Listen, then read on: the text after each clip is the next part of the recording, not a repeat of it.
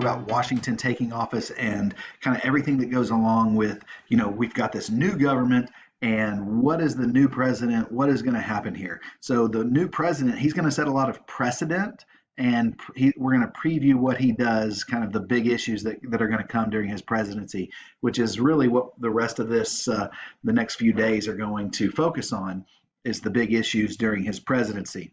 But today we're going to focus on the example or the precedent that he sets.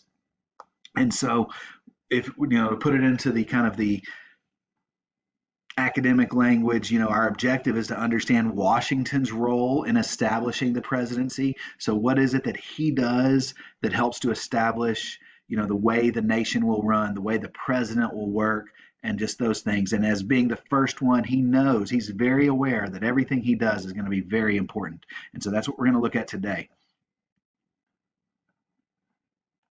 And so let's start off just kind of some of the big issues that he faces. What are the big problems that President Washington faces? So he faces, and probably the most important of those is this issue of the economy and paying off the war debt. There's this debt that is just crushing in many ways for the United States. They haven't had a way to bring money in, and so there's this debt that's looming, and there's no way to solve that problem under the old government. And so this new government, they're going to have to decide how that actually works. Now they have a way to do it, but how are they going to implement those things?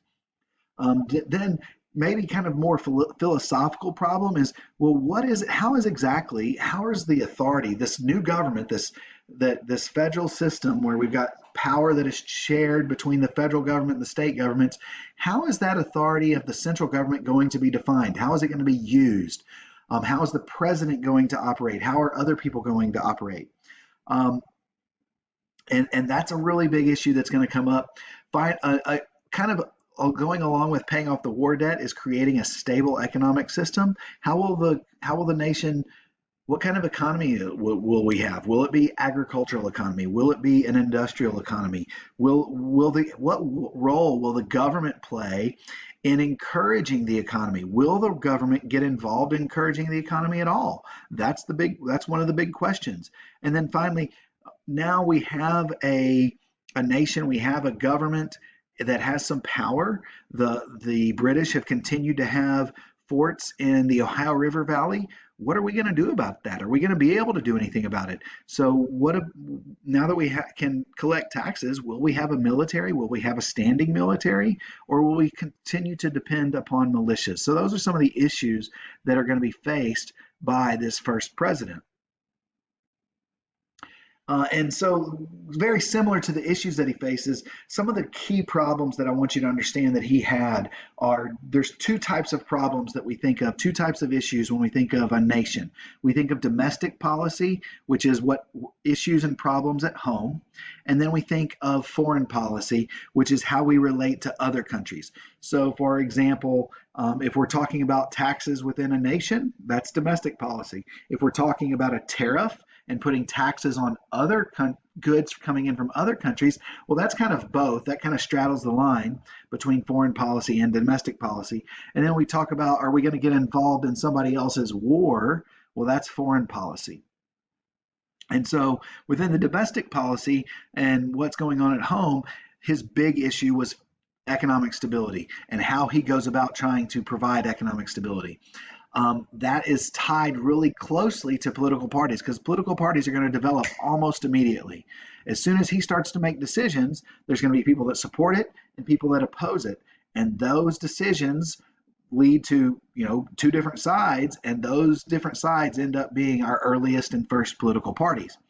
And not surprisingly, what he decides to do when it regards to other nations and how he wants to handle conflict with other nations is going to also help to create this idea of political parties. And so, his big foreign policy, Washington's big foreign policy, is going to be that of neutrality. In other words, staying neutral in other countries' problems.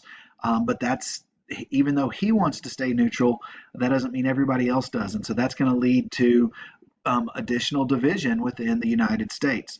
So we think about division in our country today. Well, and we talk about how divided we are as a nation. Well, we are divided in many ways, but let's be real clear that there has been disagreement and division within the nation from the very beginning. From the very beginning of the decisions that the president has to make, that's going to divide people. They're not going to agree on the best solutions. And that starts with the very first president. So Washington certainly faces this as the first president, and how he handles that is going to set an example for the future. Now, finally, this one says first president sets the precedent, and kind of here is the key to what I want you to know about this first video here. Most of his actions, it says, set a precedent for future presidents. And so you can see there the definition there. Earlier action that is considered an example for future actions in similar circumstances. So when you hear the word precedent, you should think of an example. So President Washington is setting an example. And everything he does, he recognizes that he's setting an example for future presidents and way things will be held. And I've put a few different images here. Obviously, Washington is paramount in all of these pictures because he is the first president. He is in charge. What he does is so important. But he sets several precedents. One of them is, and I'm going to actually go to the second one on the list there. It says executive cabinet. He chooses people like Alexander Hamilton over here, and I had to put a little, Lin-Manuel here because he, obviously he's famous for the play, the musical about Hamilton, so I had to throw him in there as well. But the division between Hamilton here and Jefferson up here is going to really be a key to one of the issues in Washington's presidency.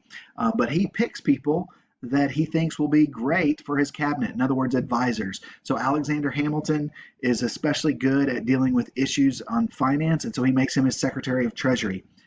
Thomas Jefferson has been dealing with other nations, in particular France, and so he makes him his Secretary of State.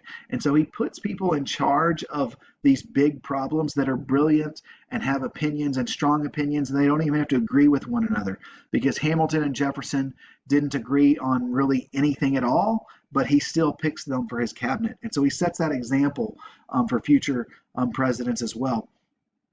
We've already talked about this idea of neutrality. He proclaims himself the United States neutral in the affairs of other nations, but perhaps the most important precedent he sets, and this is just so key, the first president of this new nation where it is so essential that the people have a voice, where we're talking about democracy, he sets the example. He does not stay in office forever. He could have been elected and elected and elected. There's nothing in the Constitution that stopped him from running for a third term. He chose to not run for that third term.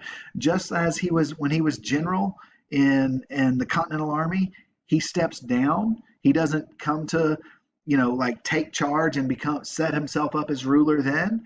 Once again, he's been elected president, but he steps down. He steps away from power. And this is what is probably the preeminent, the most important thing about Washington and what he does. Time and time again, he has given positions of power, and he steps away from those positions of power while he still could keep power. In other words, he relinquishes power to others. He sets that example that we aren't a nation where once you're in power, you fight forever to hold on to power, but you let others take the reins and have power as well. And this is so essential to understanding Washington and who he was and why he is so revered by many, is this recognition that keeping power forever is a bad idea. It's what Europe has done. It's what kings do. It's not what elected officials do.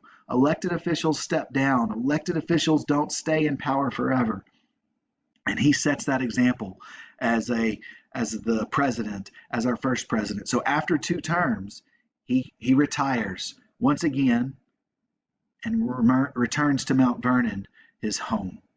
So that is just a quick preview of our first president and the issues that will face him during his presidency and the example he sets for future presidents.